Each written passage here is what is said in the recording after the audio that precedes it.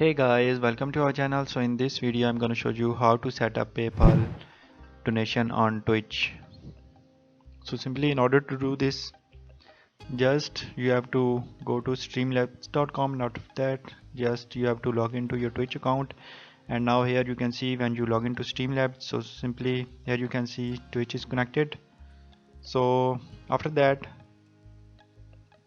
simply just here you can see PayPal options. So simply just connect PayPal. So just type the PayPal email here and connect the PayPal.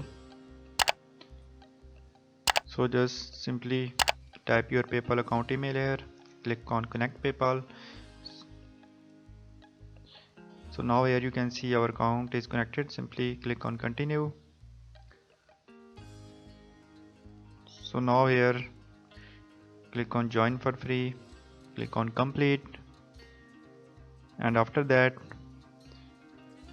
here click on close.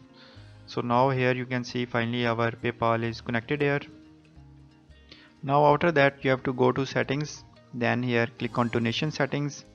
Now as you can see PayPal is available here. So simply just what you need to do, you have to click on connect, and now here click on connect.